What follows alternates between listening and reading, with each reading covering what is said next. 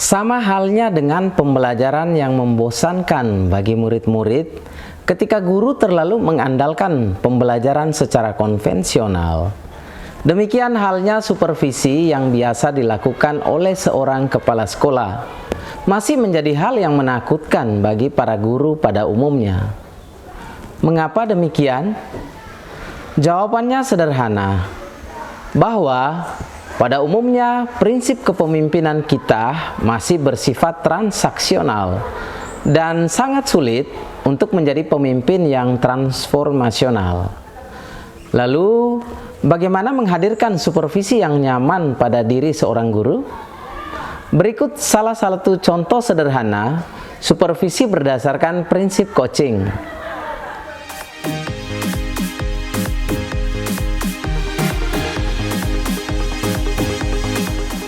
Kira-kira ada tujuan pembelajaran apa untuk hari Sabtu nih? Jadi untuk hari Sabtu itu materi yang mau saya ajar hari itu untuk anak-anak itu tentang sistem pencernaan pada manusia. Tapi secara khusus kami mau lihat itu identifikasi siswa mereka ini bisa identifikasi kandungan nutrisi yang terdapat pada bahan makanan yang mereka makan sehari-hari itu apa saja. Jadi saya mau supaya mereka terlibat, semua anak itu bisa terlibat dalam permainan yang saya buat. Oh, ada permainan? Ada permainan, ada game. Jadi nanti saya buat kartu, ada kartu kandungan nutrisinya, lalu dengan bahan makanan apa saja. Jadi dari situ mereka bisa lihat, oh misalnya nasi yang saya makan setiap hari itu kira-kira kandungannya apa gitu. Oh, oke. Atau buah yang mereka makan di rumah kandungannya apa gitu. Jadi nanti lewat permainan itu kan mungkin selama ini mereka makan tapi mereka tidak tahu, oh nasi ini mengandung nutrisi apa gitu toh. Kalau kayak kita kan kita sudah tahu itu karbohidrat nih. Tapi anak-anak mungkin seumuran mereka itu belum terlalu tahu. Jadi pembelajaran hari itu yang mau dicapai tujuannya itu supaya mereka bisa identifikasi sekaligus mengenal kira-kira makanan ini saya makan kandungannya apa. Mantap. Jadi nanti saya minta misalnya pertama perwakilan 5 orang berdiri, mereka mau megang jenis nutrisinya apa saja. Nanti yang lain pasangkan. Iya, yang lain pasangkan bahan makanannya apa. Jadi cari pasangan. Nah, itu. Lalu nanti baru setelah itu saya minta masing-masing mereka dengan pasangan tuh kira-kira mereka menjelaskan, oh selama ini yang kami tahu tentang karbohidrat itu begini. Lalu makanan yang mengandung karbohidrat apa saja dalam kehidupan. Wah, gitu, keren tuh. Kalau buat saya itu keren sekali. Lalu kelasnya mungkin anak-anak tidak bosan tuh Kak. Kalau saya mengajar biasa, mereka kayaknya bosan dengan materi yang mungkin juga biasa saja menurut mereka. Tapi kalau ada permainan begini mungkin lebih berarti lebih buat mereka semangat.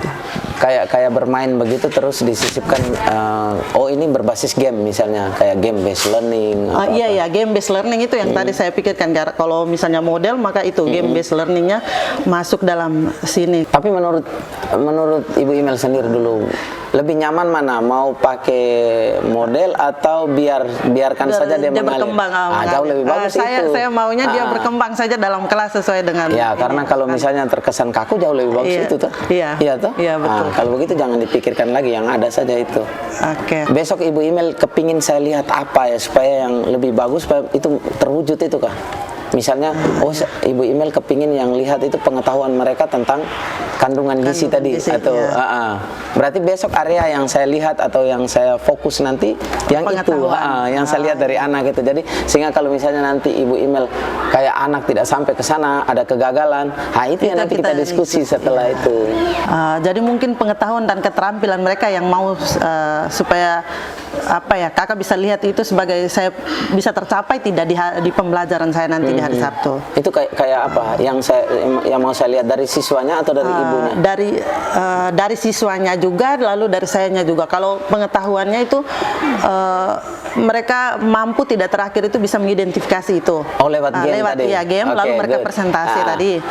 Termasuk presentasi juga. Mereka. Berarti saya sudah bisa menangkap nanti apa area mana yang saya lihat dari siswa. Itu saja yang saya fokuskan. Kak. Kemudian kalau misalnya ibu mau dari ibu juga atau cukup siswa saja? Kalau bisa sayanya juga ya Kakak. Itu supaya di apa? Kira-kira saya, strateginya ya atau- strateginya sebenarnya saya mampu tidak supaya membuat anak-anak siswa itu bisa Oke. paham itu Good. tentang materi hari itu. Berarti hari Sabtu nanti saya fokus di 2 itu saya. Iya Kak. Nah, cukup itu. Nanti setelah selesai baru kita 2 diskusi tuh. Kira-kira yang saya amati ini kalau Iya, misalnya kalau belum ada- sesuai belum atau menurut Ibu email seperti apa, menurut saya seperti apa. Nanti bila perlu kita minta juga masukan dari siswa tuh. Iya, iya. Menurut mereka bagaimana? Oke, Kak. Kalau merekanya belum nyaman atau seperti apa kan nanti kita baru cari strategi yang berbeda atau selip-selip selip lagi. Mungkin cukup begitu saya Ibunya. Siap, Thank you. Kak Guru. Oke, terima kasih sudah ini berbagi. Kita nanti upayakan di Sabtu setelah selesai langsung dengan lanjut Iya, dengan itu. Sah. diskusi lagi. Oke, Oke, Kak. sip. Pada sesi pra supervisi ada 3 hal yang menjadi fokus percakapan antara guru dan kepala sekolah selaku supervisor, antara lain tujuan pembelajaran, area pengembangan yang hendak dicapai dalam proses pembelajaran, dan strategi yang dipersiapkan oleh guru.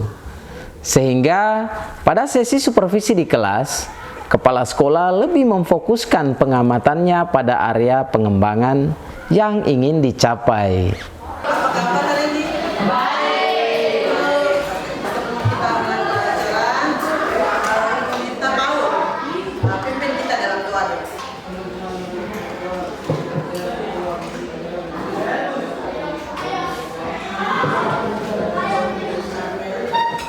Siapa yang tidak hadir dari ini? Siapa saja putri untuk kelas yang tidak hadir dari ini siapa saja? Yang terkandung dalam bahan makanan yang dimakan sehari-hari. Makanya tadi ibu tanya, tadi pagi kalian sarapan apa saja?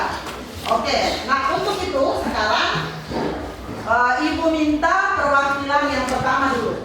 Yang pertama 5 orang, 2 orang putra, 3 orang putri. Sukarela memegang kartu nama bahan makanan. Lalu kalian 5 di sini, geser ke belakang lagi seperti belakang. Kalian 5 yang di sini, kalian memegang jenis nutrisi. Sudah? Yang lain perhatikan ya apa yang mereka lakukan. Nah, mereka yang memegang kartu nama jenis bahan makanan. Di sini. Sudah temukan pasangan? Sudah Ibu. Sudah. Oke, kita temukan dulu. Berembuk untuk menjelaskan kenapa saya yang memegang nasi ini memilih karbohidrat. Kenapa memilih Soinati yang memegang lemak sebagai teman? Karena daging mengandung banyak lemak. Supaya banyak mengandung vitamin. Oke, Gresela, tepat tidak dia memilih engkau sebagai pasanganmu? Tepat Ibu. Tepat. Ya, Bu. Ya, yang engkau tahu apa saja yang mengandung vitamin? Bahan makanan apa saja yang mengandung vitamin? Buah-buahan. Buah-buahan. Selain daging, apa lagi? Ikan. Ya. Jadi telur, ikan, daging itu yang tadi daging di lemak itu daging juga termasuk dia mengandung protein. Air ini dalam kehidupan kita itu menjadi sumber yang utama selain karbohidrat, lemak, protein, vitamin. Alasannya apa? Siapa yang tahu? Kalau tidak minum air kita kena hidrasi. Dehidrasi. Karena kalau tidak minum air menurut Kamilus itu kita dehidrasi. Oke, silakan taruh kembali kartu di situ. Nah, lalu kembali. Sekarang kembali ke tempat. Protein hewani. Protein, ya nanti ada protein hewani, protein nabati. Air dan mineral. Oke, jadi ada 6 jenis nutrisi. Jadi ada karbohidrat, vitamin, lemak, protein, air dan serat. Makanya orang bilang kita makan itu gizinya harus seimbang. Tepuk 1, tepuk 2, tepuk 3, tepuk 4, tepuk 5. Melihat, mendengar, mengingat, fokus.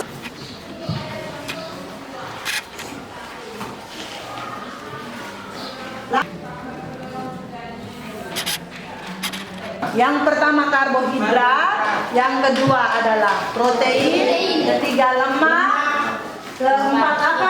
Vitamin. Apa lagi? Berdasarkan hasil observasi, selanjutnya dilakukan percakapan lanjutan pada sesi pasca supervisi. Adapun 3 hal yang menjadi fokus percakapannya antara lain refleksi guru, catatan pengamatan terhadap area pengembangan yang ingin dicapai, dan rencana tindak lanjutnya.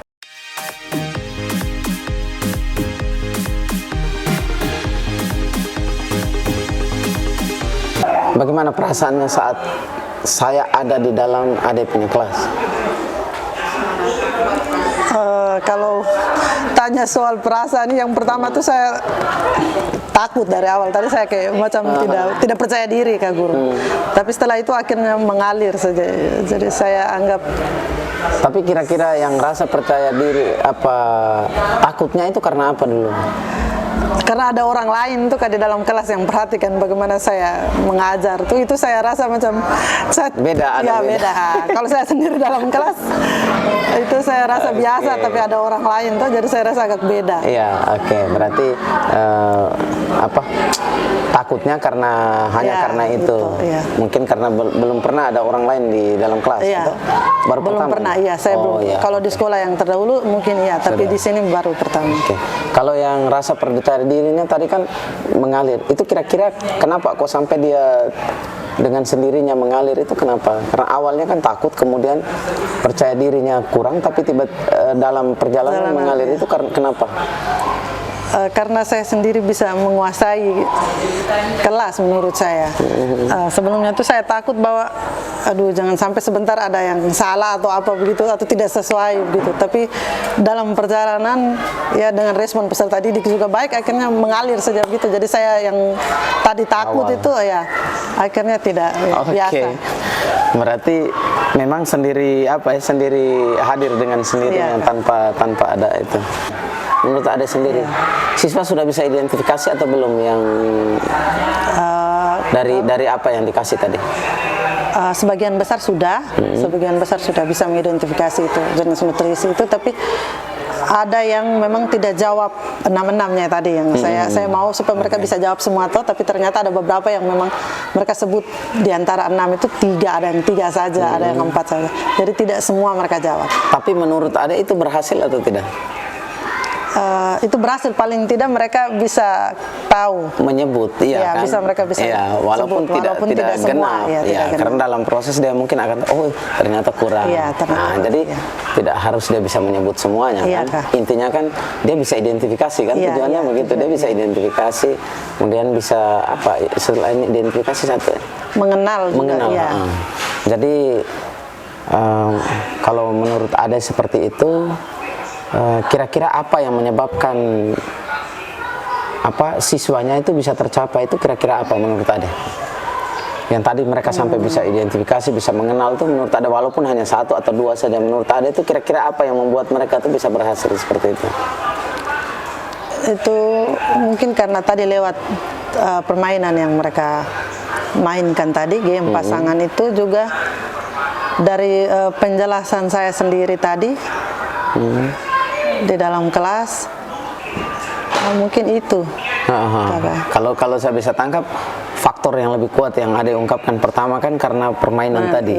Oke, berarti permainan tadi itu yang bisa mendorong mereka untuk bisa lebih walaupun sedikit tapi mereka paling tidak bisa identifikasi. Kalau kurangnya saat tadi mungkin saya belum terlalu menguasai materinya dengan baik, sehingga setelah akhir pembelajaran tadi baru saya sadar bahwa ada yang saya lupa ternyata. Kalau saya pancingnya dengan begini atau jelaskan dengan begini, mungkin mereka punya arahnya mereka lebih paham soal itu. Tadi yang seperti saya omong tentang mereka yang gizi buruk. Sebenarnya mungkin saya omong bahwa stunting, karena lagi gencar-gencarnya soal stunting itu mungkin lebih lebih mengenal materinya. Lalu mungkin pada soal nutrisi tadi dia punya fungsi umumnya itu, kalau saya tadi itu kan saya sampaikan bahwa itu membuat manusia hidup sehat, kemudian dia bertahan hidup lebih lama, mengurangi dia punya penyakit segala macam. Tapi yang saya lupa tuh mungkin yang paling utama juga dia mendukung tumbuh kembang seseorang. Itu yang paling penting, bahwa kan seperti bayi itu sekarang kalau masa-masa MPASI-nya itu kan dulu mungkin orang tua mereka hanya kasih bubur, tapi sekarang kan dianjurkan untuk makanan kan seimbang nutrisinya, ada protein masuk. Sekarang kan pasti berharap untuk ada masukan dari saya, atau tidak perlu? Sangat berharap ada masukan. Sangat berharap. Oke. Buat saya pembelajaran tadi itu menarik, sangat menarik. Hanya mungkin dikemas di permainannya. Oh iya. Kalau mau lebih menarik menurut versi saya nih, bukan itu yang paling benar, tapi menurut versi saya, kalau boleh jangan 50-50 atau seimbang, jangan seimbang antara yang mau nutrisi dengan jenis makanan. Oh iya Kak. Sehingga lahirlah profil pelajar Pancasila yang dibilang kritis tadi. Sehingga misalnya dikasih jenis makanan banyak nih, ada beberapa orang yang pegang jenis makanan, sementara jumlah nutrisi di sana mungkin hanya 2 atau 3. Iya betul, iya. Sehingga mereka akan kok saya mau cari pasangan tapi ini sudah rebut, bagaimana saya? Nah ketika itu kan ada yang mungkin kayak yang ibu sampai itu tuh kayak advokat. Iya. Di sesi pertama. Kan masuk buah-buahan itu masuk dalam vitamin. Iya. Nah itu kalau boleh ketika yang itu justru dilahirkan pertanyaan pemantik buat anak-anak. Nah tadi di sesi pertama kan katanya buah-buahan itu mengandung vitamin. Lalu kenapa advokat masuk sebagai protein? Iya. Nah ketika itu kan anak mulai keluar dia punya pikiran, oh iya, kenapa tadi begitu? Lalu kok tiba-tiba begitu? Padahal ini kan sama-sama buah-buahan. Nah baru di situ baru mereka bisa membandingkan antara jumlah kadar airnya dalam buah, baru masuk ke vitamin. Oh ini kalau yang begini, nah itu kurang lebih. Jadi akan lahir dia punya pemikiran kritis seperti itu.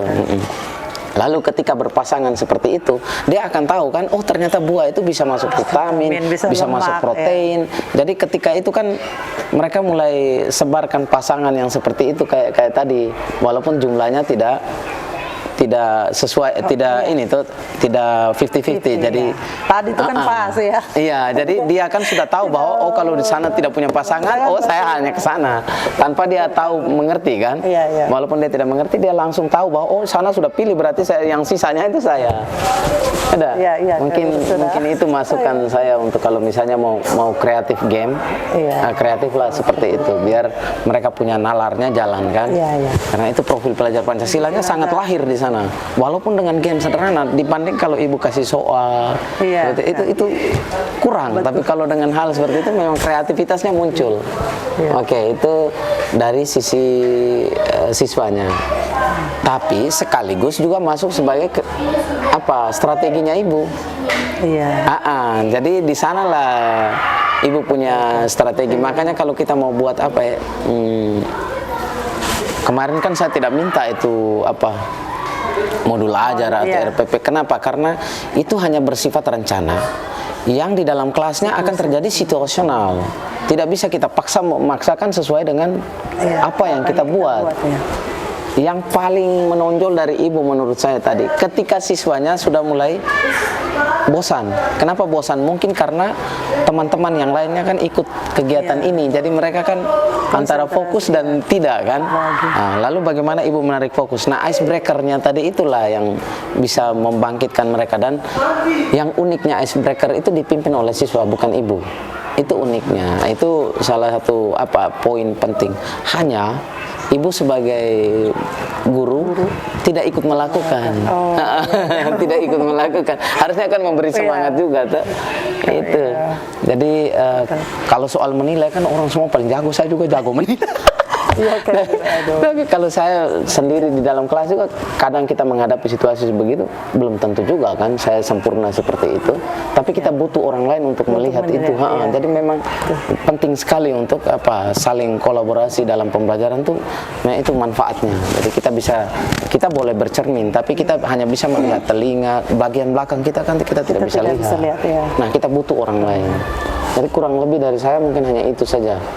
Menurut ibu dari masukan saya, kemudian Ibu punya refleksi, kira-kira ke depan itu Ibu mau seperti apa? Kalau dari saya setelah mendengar masukan dan saran dari kakak guru tadi, saya mau yang paling pertama bahwa dengan masukan tadi itu saya bisa berubah dan membuat kelas itu kemudian lebih menyenangkan bagi saya punya anak-anak. Lalu kalau boleh, kalau kakak guru ada waktu tuh bisa nanti di pembelajaran berikut juga bisa ikut melihat kegiatan saya di dalam kelas bersama anak-anak. Oke. Kalau misalnya alternatif itu masih ada pikiran alternatif yang lain, misalnya selain saya, atau kalau misalnya saya berhalangan boleh tidak alternatif yang lain? Maksudnya Bapak Ibu guru yang lain? Iya mungkin. Atau ya bisa kakak bisa. Kalau menurut Ibu sendiri, misalnya Bapak Ibu guru lain, menurut Ibu siapa yang cocok untuk bersama dengan Ibu di kelas? Kalau misalnya bukan saya. Apa mungkin Ibu Afi? Ibu Afi. Ibu Afi. Oke. Kita semua guru pasti bisa. Bisa, iya. Cuma mungkin dari Ibu sendiri yang merasa nyaman dulu. Oke, oh saya nyamannya dengan ini. Coba dulu supaya ketika nanti misalnya dengan kepala sekolah kan agak nuansanya agak berbeda kan. Jadi sudah terbiasa lah menurut saya. Kalau dari sisi pembelajarannya yang kepingin Ibu mau kembangkan apa kira-kira? Setelah ada masukan dari saya, kemudian dari Ibu sendiri, refleksi Ibu sendiri. Itu tadi mungkin strateginya yang mungkin saya rubah sedikit supaya jangan biasa-biasa saja tadi menurut Kak Guru tuh. Permainannya mungkin lebih menarik lagi lah, meskipun sederhana tapi paling tidak itu mengajarkan siswa untuk mereka bisa berpikir lebih kritis. Oke. Cukup, kita mungkin hari ini cukup, atau Ibu Imel ada mau sesuatu?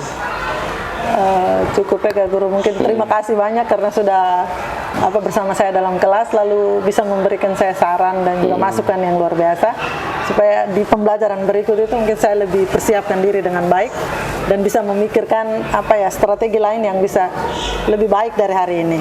Oke, terima kasih Ibu Imel. Tapi dari Ibu Imel sendiri mau kepingin kolaborasi dan saya tidak?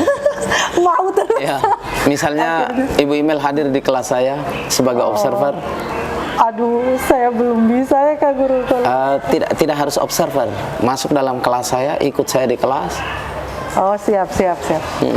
Jadi sekaligus saya juga bisa belajar kan? Iya, mungkin ada yang bisa kita saling collab atau apalagi dengan proyek helikopter saya kan, mungkin bisa sama-sama kita di dalam. Kan gerak apa segala macam juga masuk di situ. Iya. Oke, Kak Guru. Cukup ya. Terima kasih. Demikian tadi proses supervisi berdasarkan prinsip coaching yang telah kami lakukan secara kolaboratif.